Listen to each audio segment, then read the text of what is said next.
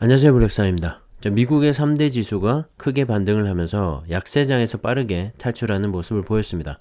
올 초에 최고가를 경신하다가 계속해서 하락세를 이어왔는데요.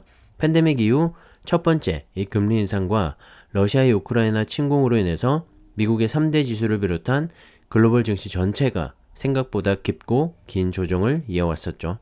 하지만 연준의 이 FOMC 회의를 기점으로 상승 반전하기 시작해서 S&P 500 지수 같은 경우엔 어제장 1.13% 상승하면서 올 초 고점 대비 5%대 하락까지 빠르게 올라섰습니다. 한때는 10%를 넘기도 했었죠. 나스닥 지수도 어제장 1.95% 급등을 하면서 14,000선을 회복을 했습니다. 그러면서 올 초 고점 대비 10%대 하락으로 하락폭을 크게 줄였습니다. 나스닥 지수도 얼마 전까지 20%를 넘어서는 하락을 보이기도 했었는데요. 반 이상이 올라온 거죠. 자, 어제는 테슬라를 비롯한 빅테크 기업들의 상승이 증시 전반에 상승을 불러온 것 같고요.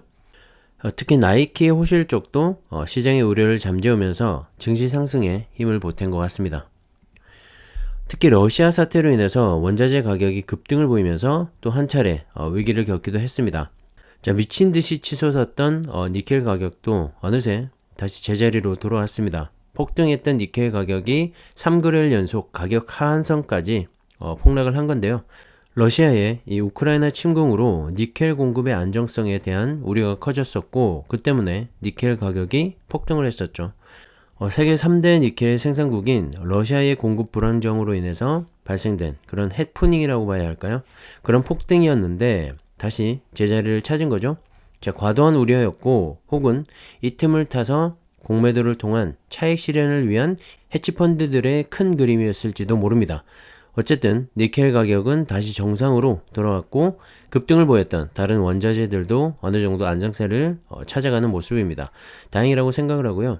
어쨌든 이런 원자재의 안정화, 이것은 증시의 호재로 작용할 수밖에 없기 때문에 어제장 상승에도 어느 정도 영향을 미친 것 같습니다. 최근에 제롬 파월 연준 의장이 인플레이션을 억제하기 위해서 보다 공격적으로 금리를 인상할 수 있다는 발언을 내놨죠. 기준금리를 한 번의 회의나 여러 회의에서 25bp, 즉 0.25%포인트보다 더 많이 인상을 함으로써 더 공격적으로 움직이는 것이 적절하다고 결론을 낸다면 우리는 그렇게 할 것이다 라고 말을 했습니다. 현재 첫 번째 금리 인상이 단행이 되었죠. 0.25%포인트가 인상이 되었는데요. 치솟는 물가를 잡기 위해서 한 번에 0.5%포인트씩 인상을 할 수도 있다는 점을 시사를 한 겁니다. 한 번이나 여러 회의에서 더 많이 인상을 한다고 했기 때문에 0.5%포인트 인상이 여러 차례 지속될 수도 있다는 점까지 언급을 한 거죠. 상당히 매파적이었다고 생각을 하고요. 자, 그로 인해서 골드만삭스는 연준이 5월과 6월 FOMC 회의에서 각각 기준금리를 50bp씩 인상을 할 것이라고 예상을 했습니다. 그리고 이후 하반기 4차례의 회의에서 금리를 0.25%포인트씩 올리고 2023년 1분기에서 3분기 사이에는 분기별로 한 차례씩 올릴 것으로 전망을 했습니다. 자, 골드만삭스의 최종 금리 목표치는 3%에서 3.25% 정도로 잡고 있는데요. 연준의 스탠스에 따라서 계속 조정되고 있는 전망치이기 때문에 참고 정도만 하시면 좋을 것 같습니다. 자, 10년물 미국채 금리인데요. 파월의 연이은 이 강경 발언 때문인지 2.34%까지 치솟고 있습니다. 이미 한 차례 금리 인상을 통해서 상승 추세에 있던 이 10년물 국채 금리인데요. 한 번에 이 50bp까지 올릴 수 있다는 매파적인 발언 때문인지 상승 추세가 계속 이어지고 있습니다. 2019년 4월 정도 수준까지 올라왔고요. 정말 가파른 상승세죠. 보통은 이렇게 국채 금리가 상승을 하게 되면 금리 인상의 여파로 인해서 주식시장은 좋지가 못합니다. 하지만 요 며칠 주가와 지수의 흐름을 보시면 함께 오르고 있다는 걸 알 수가 있습니다. 다시 말해서 국채 금리의 상승은 주식시장에 더 이상 큰 악재는 아니라는 말입니다. 자, 제가 몇 번 말씀을 드렸었는데 금리 인상이 단기 악재가 될 수는 있지만 경기가 좋아지고 있다는 반증이기 때문에 실적이 바탕이 된 기업들의 이 성장성에는 오히려 호재로 작용을 할 수가 있다고 말이죠. 결국 금리 인상과 주가 상승은 어느 시점에서는 같이 갈 수밖에 없고 과거에도 그렇게 이어지면서 상승을 해온 걸 알 수가 있습니다. 기업의 성장이 멈추지 않는다면 주가는 상승을 할 수밖에 없다라고 생각을 하고요. 우리가 투자하고 있는 미국의 지수 추종 ETF나 반도체, 2차전지 관련 ETF들도 손절없이 꾸준히 모아가다 보면 좋은 결과가 있을 거라고 생각을 합니다. 자, 오늘은 테슬라 얘기를 안 하고 넘어갈 수가 없겠죠? 다시 천슬라에 근접을 했습니다. 800달러까지 빠졌던 이 주가가 어느새 1000달러를 눈앞에 두고 있는데요. 어제 드디어 2019년 첫 삽을 뜬 지 2년여 만에 독일 공장 가동을 시작을 했습니다. 자, 앨런 머스크도 이 독일의 기가팩토리 개장식에 참석을 했는데요. 공장에서 처음 생산된 모델 Y 차량 30대를 고객에게 인도를 했습니다. 자, 본격적으로 유럽 시장에서 테슬라의 깃발을 꽂은 거죠.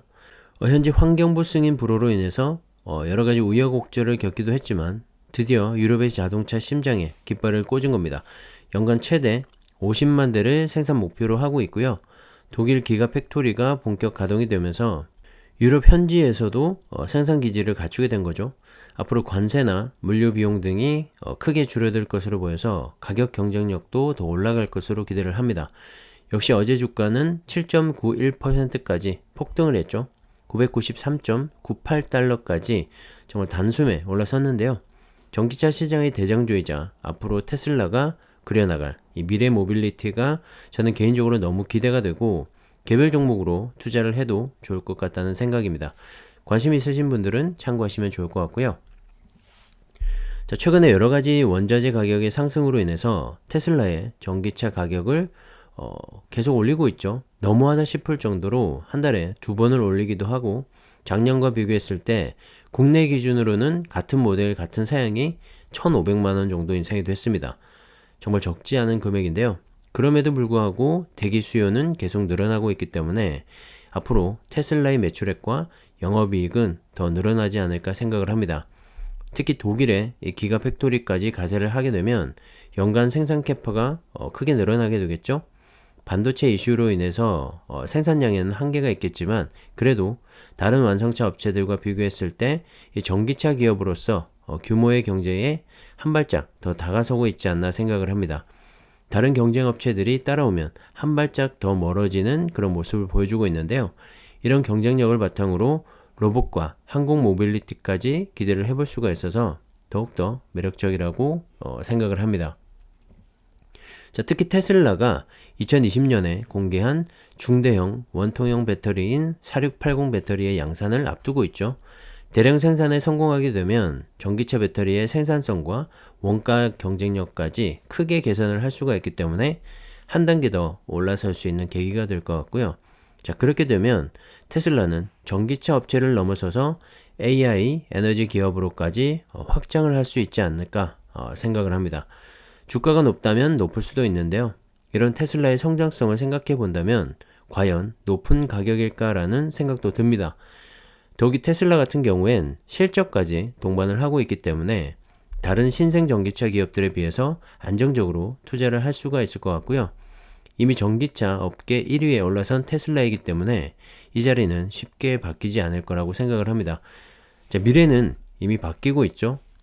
더 이상 내연기관차는 설 자리가 없어지고 있고 시대의 흐름은 탈탄소를 바탕으로 그린 에너지로 전환되고 있습니다. 그 중심에는 테슬라가 있고요. 그런 전기차의 확대 보급을 바탕으로 2차전지 배터리 기업들이 함께 성장을 하고 있죠. 새로운 에너지가 만들어지고 있는 겁니다. 더 늦기 전에 그 시대의 흐름에 올라탄다면 분명히 좋은 결과가 있을 거라고 생각을 하고요. 테슬라를 비롯한 2차전지 배터리 기업에 대한 투자는 정말 꾸준히 해나가시기를 다시 한번 추천드립니다. 자, 2차전지 배터리 관련해서 한국과 중국에 투자하라고 계속 말씀을 드리고 있는데요. 보시는 표는 글로벌 전기차용 배터리 공급량과 점유율입니다. 한눈에 딱 알 수가 있죠. 중국의 CATL이 32.6%의 점유율로 압도적인 1위를 차지하고 있고 BYD가 전년 대비 167%가 넘는 성장률을 보이면서 4위까지 올라섰고요. 8.8%의 시장 점유율을 차지하고 있습니다. 그리고 7위와 8위를 차지한 CALB와 고시안도 각각 130.5%와 161.3%의 높은 증가율을 보이면서 빠르게 성장을 하고 있습니다. 자, 이상 중국 업체들이었고요. 점유율 2위를 보시면 LG에너지솔루션이 차지를 하고 있죠. 20.3%의 점유율로 작년보다는 다소 떨어지긴 했지만 빠르게 캐펙스를 늘려가고 있기 때문에 올해는 더 높은 성장성을 기대해 볼 수 있을 것 같습니다. 그리고 5위와 6위를 차지하고 있는 SK온과 삼성 SDI가 있는데요. 전년 대비 증가율에서는 중국 기업들보다는 좀 낮지만 그래도 5.6%와 4.5%의 시장 점유율을 유지를 하고 있습니다. 그리고 모두 미국 시장 진출에 성공을 한 만큼 앞으로의 성장성을 더 기대해 볼 수가 있겠죠. 자, 이렇게 한국과 중국 기업들의 점유율이 시장 전체에서 80% 이상을 차지하고 있습니다. 3위를 차지한 파나소닉을 보시면 점유율이 계속 낮아지고 있는 추세이고요. 전년 대비 증가율만 봐도 3.5%로 제자리 걸음을 하고 있다고 봐도 될 것 같죠? 앞으로는 이런 현상이 더욱더 심화되지 않을까 생각을 하고요. 오히려 유럽 시장에서는 노스볼트의 성장이 더 크지 않을까 생각을 합니다. 하지만 노스볼트의 협력사를 보시면 국내 2차전지 소재 부품 기업들도 포진해 있기 때문에 사실상 2차전지는 한국과 중국이 양분을 하고 있다고 봐도 무방할 것 같습니다. 그리고 이들 기업이 앞으로 규모의 경제를 만들어가게 될 텐데요. 그렇게 되면 시장 진입은 더욱더 어려워질 수밖에 없겠죠. 그렇게 되면 이들이 앞으로 2차전지 시장에 삼성전자나 SK하이닉스 혹은 TSMC나 인텔과 같은 기업이 될 수도 있을 겁니다. 자, 제가 생각하는 2차전지 시장은 단순히 전기차의 핵심 소재를 넘어서서 새로운 에너지원으로서 가치를 인정받지 않을까 생각을 하는데요. 반도체가 한 시대를 바꿔놓았듯이 2차전지 배터리도 그럴 수 있다고 생각을 합니다. 작년부터 본격적으로 성장하기 시작을 했죠. 하지만 앞으로 최소 5년 혹은 10년 이상은 꾸준히 성장을 할 수 있는 그런 산업이라고 생각을 합니다. 지금도 투자하기에 늦지 않았다는 말이죠. 자, 올해 전기차가 본격적으로 도약을 하면서 내년부터는 정말 많은 것들이 바뀌어 나가지 않을까 생각을 합니다. 좀 더 긴 호흡으로 접근을 하시라고 말씀을 드리고 싶고요. 그런 관점에서 주가가 대외적인 악재로 흔들리거나 조정이 깊더라도 너무 신경 쓰지 말고 자기 페이스를 유지하시면 좋을 것 같습니다. 자, 그러기 위해서는 첫째로 여윳돈으로 투자를 해야겠죠. 빚을 내게 되면 초지해집니다. 주가가 빠질 때는 더욱 그렇게 되죠. 마음의 여유를 가질 수 있는 투자를 하기 위해서라도 꼭 여윳돈으로 투자를 하시고요. 부동산이나 적금에 투자하듯이 그보다 더 긴 호흡으로 가져가시면서 하루하루의 주가에 너무 연연해하지 않으셨으면 합니다. 결국 2, 3년 혹은 5년 이상이 흘러간 이후에 매도를 하게 될 텐데요.